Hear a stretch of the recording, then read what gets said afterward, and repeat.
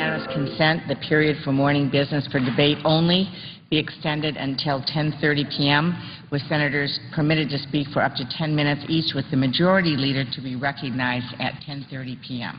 Is there objection? Without objection, so ordered. Thank you.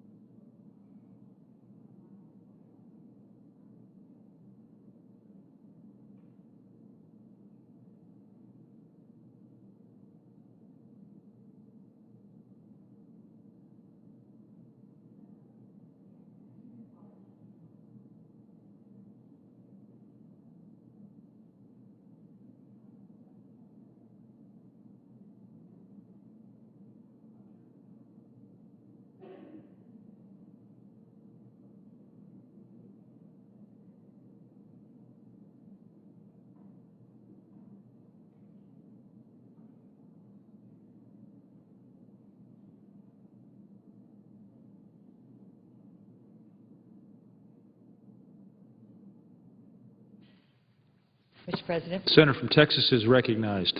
Mr. President, I ask unanimous consent that the quorum call be lifted. We are not in the quorum call, Oh, but the senator is recognized. thank you. Mr. President, I do ask unanimous consent to add Senators Leahy, Merkley, and Boxer to Senate Bill 724. Without objection. Mr. President, this brings to 77 out of 100 senators who are now sponsoring this bill. Our bill, Senate Bill 724, is very simple. It just says that if there is a government shutdown, our military will be paid on time, their full pay.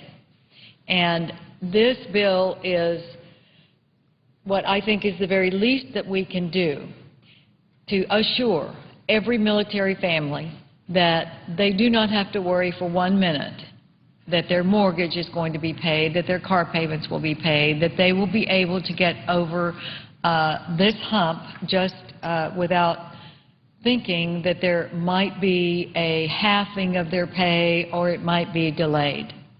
I'm especially concerned, of course, about those who are overseas but their families are at home, because if the mom or dad is overseas and there is a glitch somewhere, they're not here to help. And I think it would be unthinkable that we would go to midnight and not have taken care of these families and assured them that everything is going to be fine. Now, I want to say that I hope that there is an agreement, and I have heard the rumor that there is an agreement, and if there is one, I know that it will include military pay. I believe that.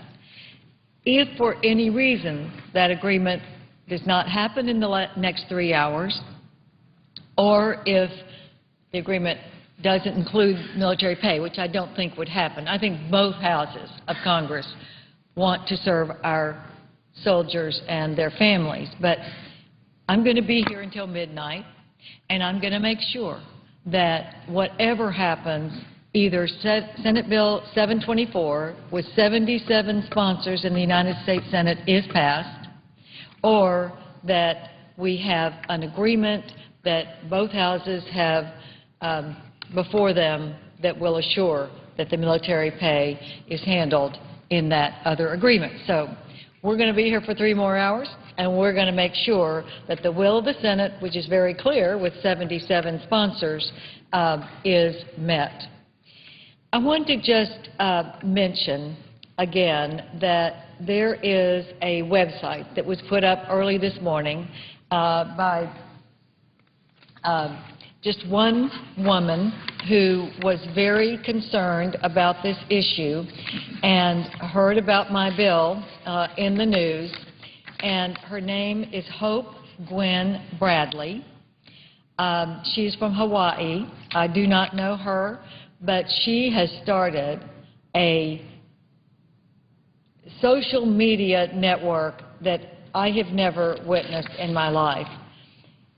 We now have over 1 million support hits on her website called Ensuring Pay for Our Military Act of 2011. In one day, she has accumulated 1 million support sentences or messages for what she's doing. And if you would go to that website and do nothing else but read those comments by just people who are supporting our military and who are clear in the support of our military. You know, I'd like for the military people to see it just so they understand how much America appreciates them and what they do, because they're saying to the people right here in Washington, D.C., you take care of our young men and women who are fighting for us. You better do it, or there will be consequences. And are they right? Absolutely. Now, I have spoken a couple of times today, and I want to make sure that we do have the letters from the military organizations that have written in support of Senate Bill 724. There is the Iraq and Afghanistan Veterans of America that wrote a wonderful letter that I want to assure is in the record. So I'm going to ask unanimous consent that 3 letters be made a part of this record. Without objection. The Iraq and Afghanistan Veterans of America, of course, understand better than anyone what it's like to serve there and to not have any other stresses that would add to what they're already doing for our country. And they say pass Senate Bill 724. The National Association for Uniformed Services, with more than 180,000 members, has sent a letter in support.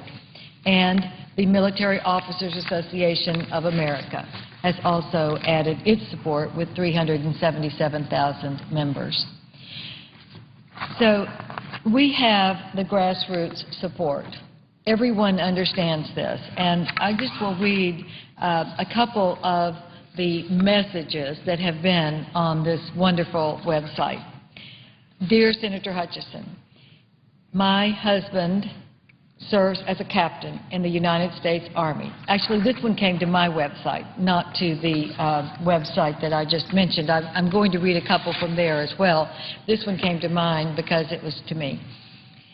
As the wife of a currently deployed soldier and mother to our 2-year-old son, I find it outrageous that our government is debating whether or not to continue to pay our troops.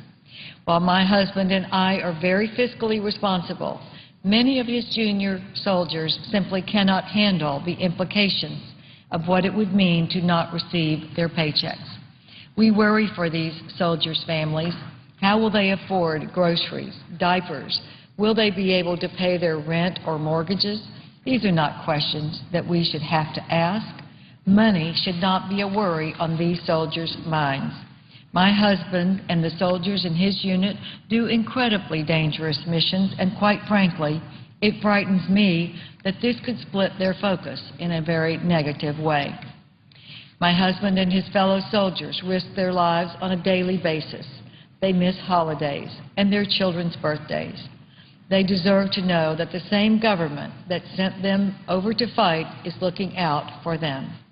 They deserve to know that our government would not send them over to a war zone and then deny them their pay. My husband does not have the luxury to walk off the job. He stays there until the mission is complete. And the Senate has a mission as well, to pass the Ensuring Pay for Our Military Act of 2011, Senate Bill 724.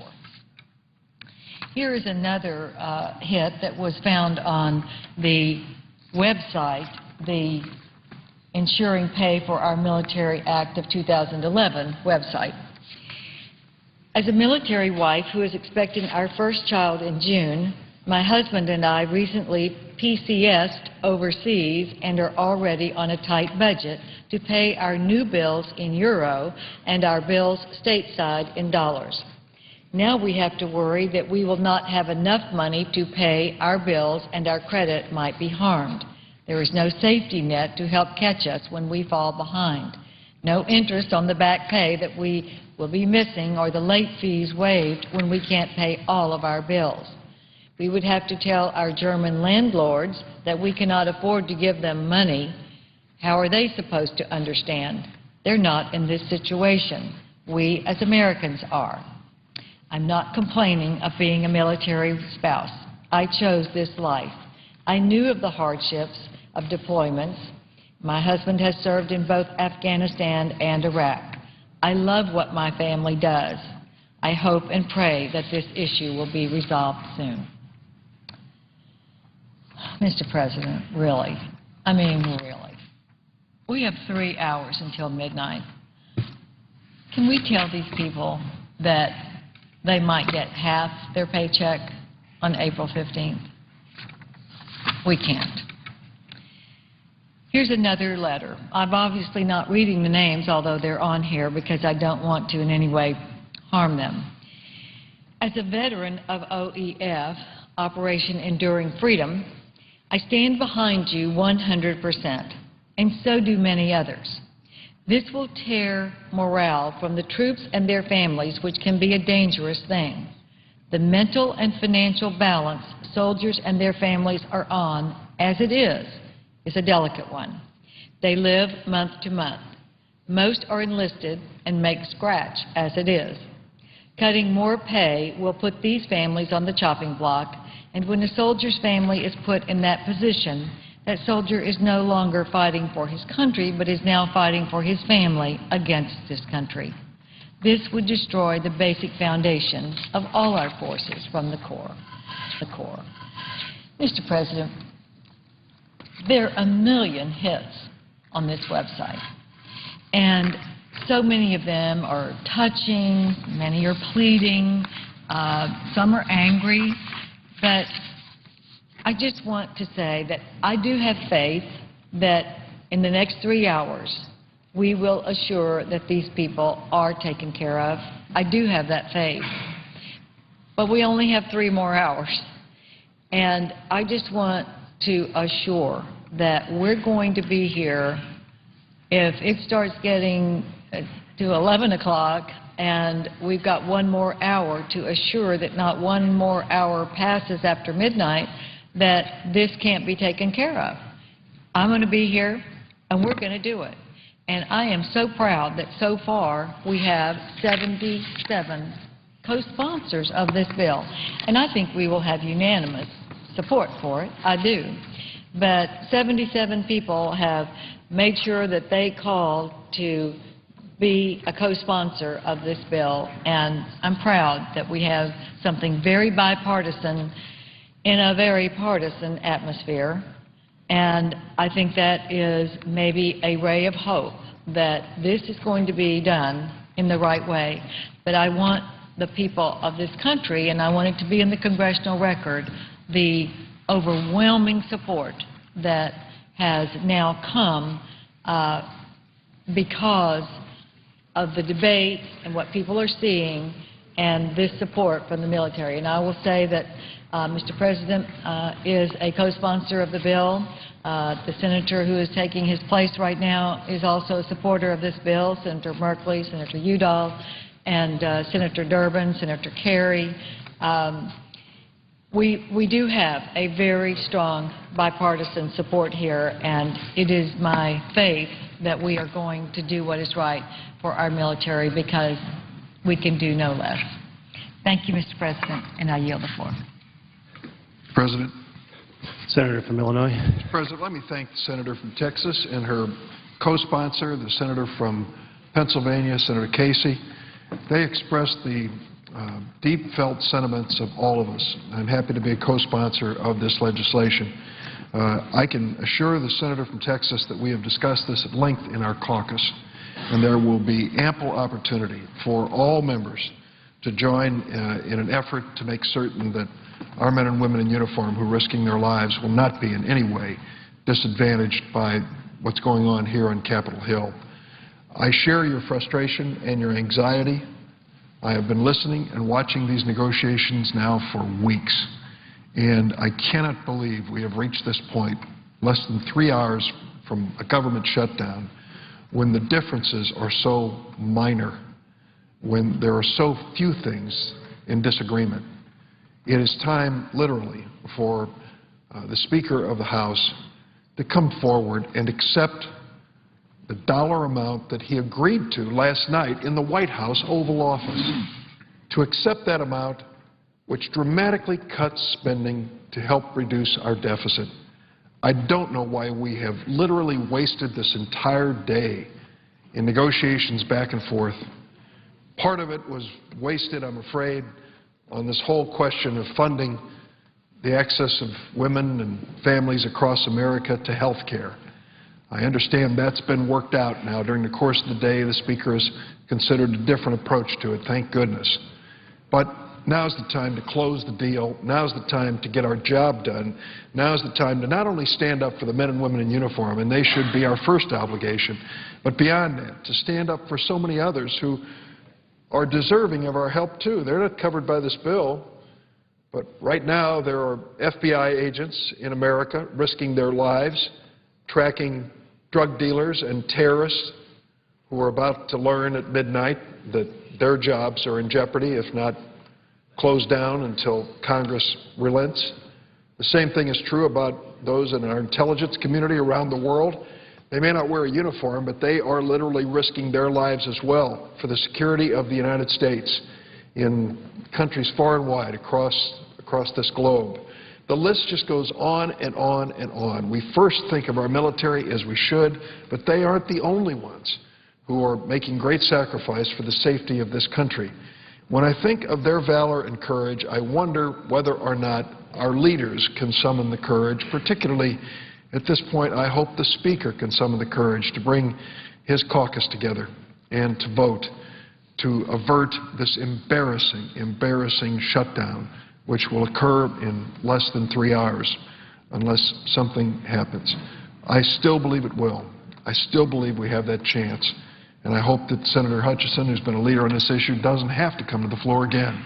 I can assure her, before anything happens that would disadvantage our troops, we will stand together in a bipartisan way. It may be on her bill, it may be on another bill, but we will stand together in a bipartisan way to protect these troops. I thank her again for her leadership. It is an evidence between her and Senator Casey that there is strong bipartisan feeling that we need to get this job done before this government shuts down. Mr. President, I yield the floor, and I suggest the absence of quorum. Mr. President, The senator from Texas. I ask unanimous consent to lift the quorum. Without objection. I just wanted to say I appreciate very much what the leader has said, because I know that this has been arduous, and I know that the negotiations have been arduous, and that's why I believe in the next 3 hours that we will do the right thing in this issue. I hope that we do the right thing for all of our country. You know, I have to say, we haven't talked about the other federal employees who are essential and those who are going to be furloughed. There are so many people in this country who are going to be affected in so many ways if there's a government shutdown. So I'm focusing on the ones who can't help themselves right now because they're overseas protecting our freedom. But there are many people who are going to have hardships that are unnecessary.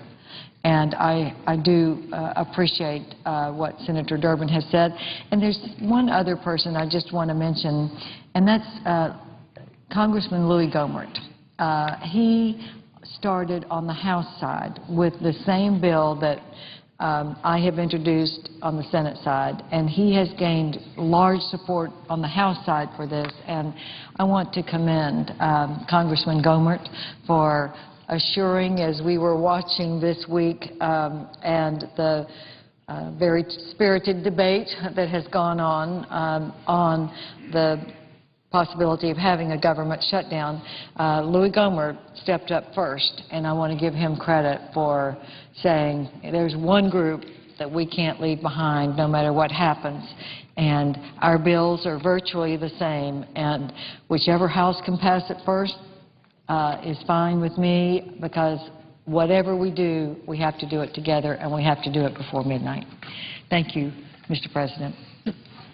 Mr. President. The senator from Indiana.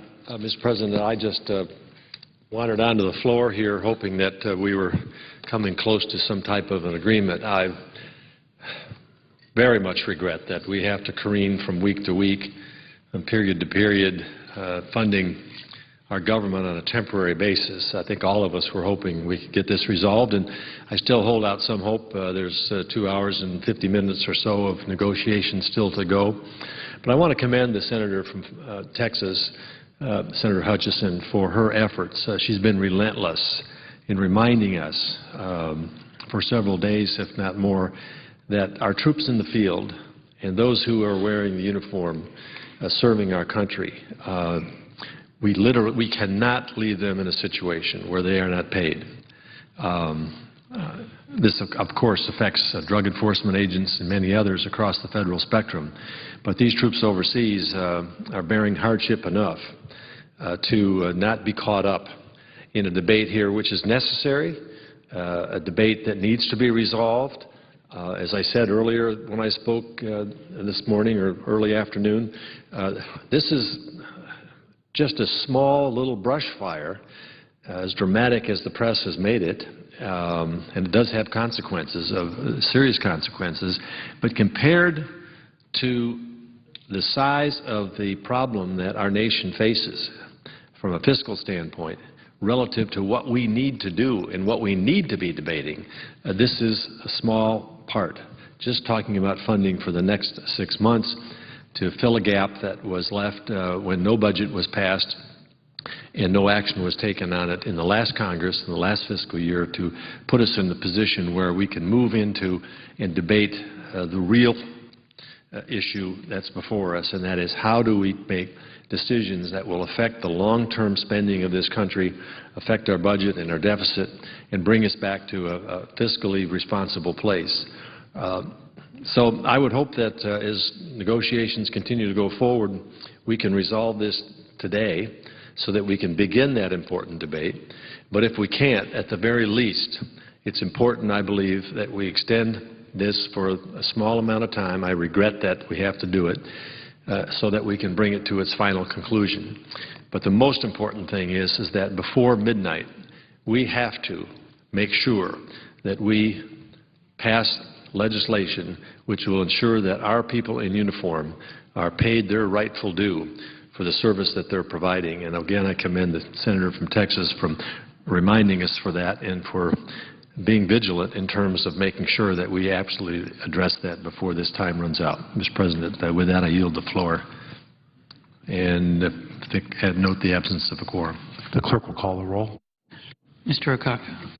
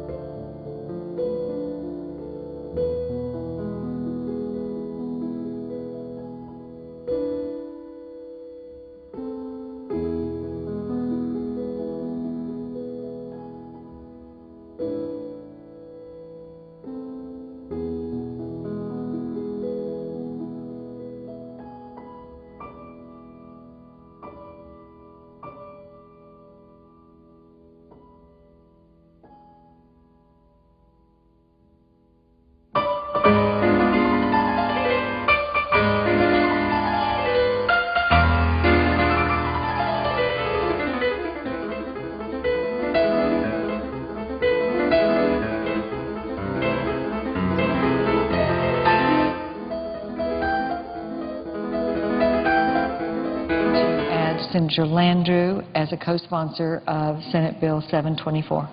Without objection. Mr. President, that makes 78 now members of the United States Senate who are sponsoring this bill for our military.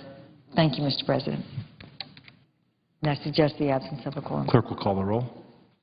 Mr. Akaka?